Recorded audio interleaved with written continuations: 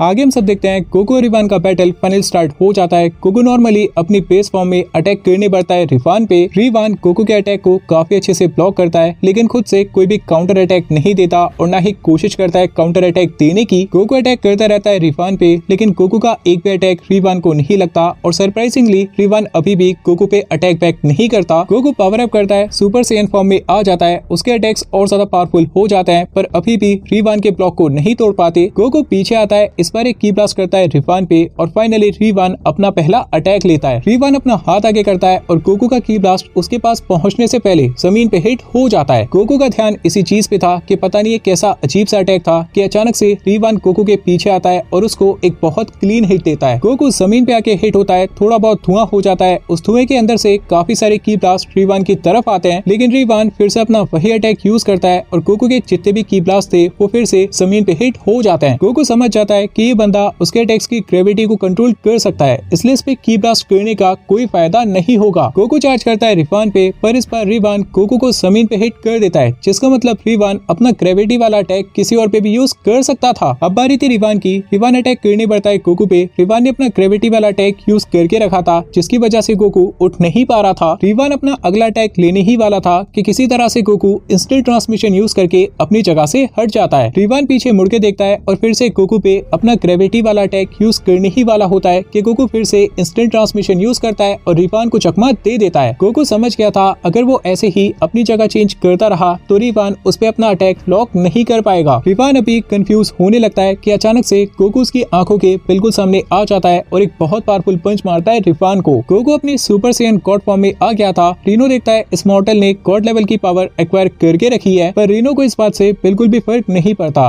वो अभी भी एरोगेंटली इस बैटल को देख रहा था। अभी रिवान पूरे प्लेनेट की ग्रेविटी को कंट्रोल करने लगता है, पीस बैरियर बनाते हैं और बाकी सबको इस अटैक से बचा लेते हैं। गोकू पे अटैक असर कर जाता है, वो जमीन पे आके हिट होता है, उठने की कोशिश करता है, उठ भी जाता है, पर अटैक करने की पोजीशन में नहीं आ पाता। पर रिवान भी अपना अगला अटैक इतनी जल्दी नहीं ले सकता था, क्योंकि उसने अपना पूरा फोकस इस अटैक पे बनाए रखा था और गोकू इस चीज को नोटिस कर लेता है। रिवान अपना एक हाथ गोकू की तरफ लाता है, जिसका मतलब वो गोकू की ग्रेविटी को कंट्रोल कर सकता था। रिवान अपनी पूरी ताकत लगा देता है और कोशिश करता है किसी तरह से गोकू की बॉडी को इंटरनली पूरी तरह से डैमेज कर दे, पर देखते ही देखते गोकू की बॉडी रिवान की आंखों के सामने से गायब होती जा रही थी। रिवान अपने साइड में देखता है और इस बार गोकू एक बहुत ही पावरफुल पंच मारता है रिवान को। इस पंच को खाने के बाद रिवान बैटल करने के काबिल नहीं बचता, क्योंकि उसके अंदर बिल्कुल भी स्ट्रेंथ नहीं बची थी। गोकू इस चीज को नोटिस करता है और बैटल छोड़ के जाने लगता है। वो रिवान को नहीं मारता। और हाँ, आप सब सोच रहे होंगे कि कैसे हुआ। वेल, गोकू ने आफ्टर इमेज टेक्निक यूज की थी रिवान को ट्रिक करने के लिए। रिवान रीनो के पास जाता है और माफी मांगता है कि वो इस बैटल को खत्म नहीं कर पाया। रीनो हंसते हैं और कहते हैं कोई बात नहीं रिवान, तेरा काम खत्म हुआ। ऐसा कहते ही रीनो रिवान को हाकाई कर देते हैं। गोकू इस चीज को देखता है और उसे अपनी आंखों पे बिल्कुल यकीन नहीं होता कि कोई इतना बड़ा कमीना कैसे हो सकता है। मतलब वो बंदा तेरे लिए फाइट कर रहा था और अगर वो हार गया तो तूने उसे तबाह कर दिया। जब तक तेरे काम का था तूने उसे काम निकाला और जब उसका काम खत्म हो गया तूने उसे तबाह कर दिया। वीरस गोकू को देखते हैं और कहते हैं इतना मत सोच मॉर्टल, उसका नेचर ऐसा ही है। उसकी नजरों में किसी की कोई कीमत नहीं है। जो गया वो बस एक मामूली मॉर्टल था उसके लिए। इसके बाद कहानी आती है डेविल डायमेंशन पे। जो डीमन अर्थ पे गया था वो डेमिग्रा के पास आता है और कहता है अगर आप चाहे तो मैं अभी जाके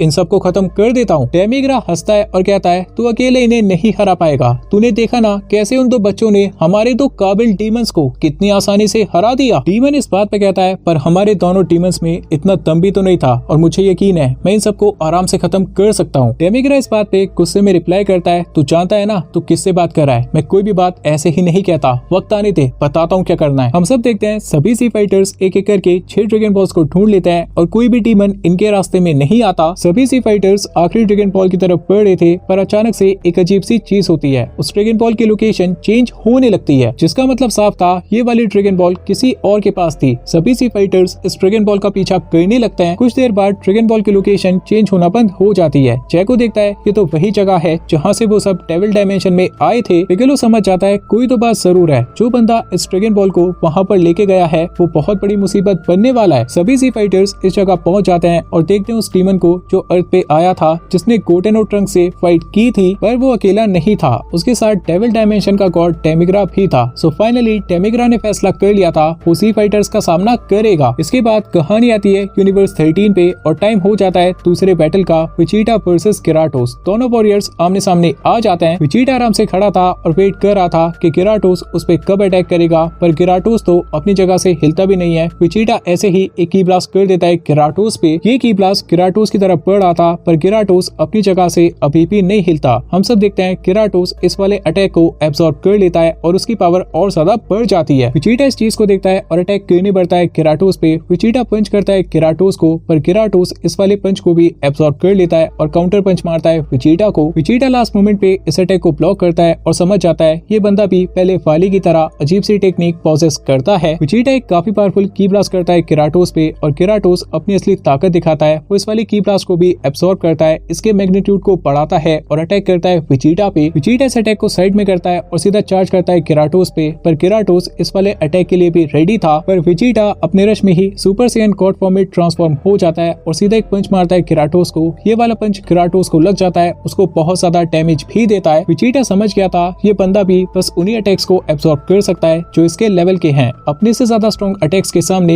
ये कुछ भी नहीं है। गिराटोस अपनी पावर इंक्रीज करता है और एक बहुत ही मैसिव की ब्लास्ट करता है विजिटा पे, पर विजिटा बहुत ही आराम से इस वाले की ब्लास्ट को ऊपर की तरफ डिफ्लेक्ट कर देता है। बैटल कंटिन्यू करने का कोई मतलब नहीं बनता और विजिटा यहाँ से जाने लगता है, पर विजिटा के बैटलफील्ड छोड़ने से पहले एक हाकाई एनर्जी गिराटोस की तरफ आती है और उसे तबाह कर देती है। ऑब्वियसली किया था रीनो ने अपने दोनों वॉरियर्स को एक पल में रेस कर दिया था। विजिटा को इन सब बातों से पहले ज्यादा फर्क नहीं पड़ता था, पर आज उसका बिहेवियर थोड़ा अलग था। विजिटा एक ऐसा वॉरियर बन गया था जो अपने अपोनेंट की रेस्पेक्ट करता था और कोई भी बंदा अपने फाइटर को इस तरह ट्रीट करे ये बात विजिटा को अच्छी नहीं लगती। रीनो कहते हैं कुछ खास मजा नहीं आया, वैसे भी ये मॉर्टल्स डीटीज को अच्छा बैटल कहाँ दिखा सकते हैं, चल आजा वीरस असली बैटल शुरू करते हैं। वीरस इस बात पे कहते हैं अगर तुझे लगता है मॉर्टल्स डीटीज को अच्छा बैटल नहीं दे सकते तो मैं सजेस्ट करूंगा एक बार इन दोनों से फाइट कर। इस बात पे रीनो हंसते हैं और कहते हैं गॉड ऑफ डिस्ट्रक्शन के सामने तो मामूली से मॉर्टल्स, इन दोनों को तबाह होते देखना है क्या? वीरस इस बात पे कहते हैं तबाह होते नहीं देखना, इन दोनों की असली पावर्स देखनी है। रीनो पूछते हैं वीरस क्या कहना चाहते हैं? वीरस इस बात पे बताते हैं अब ये दोनों बस अपनी 5% पावर यूज कर रहे थे। रीनो इस बात को सुन के हैरान हो जाते हैं, बस 5%? वीरस आगे कहता है और हाँ सबसे जरूरी बात, ये एक ऑल आउट बैटल नहीं होगा क्योंकि इन दोनों में से एक ज़ीनोसामा का बहुत अच्छा दोस्त है, अगर तूने उसे खत्म कर दिया तो सोच ले तेरे साथ क्या होगा। विजिटा हंसने लगता है क्योंकि उसे इसी पल का इंतजार था। गोगू भी एक्साइटेड था बिकॉज उसे रीनो को दिखाना था कि फाइटर्स की इज्जत कैसे की जाती है। वीस दोनों सेयन से कहते हैं एक बात याद रखना,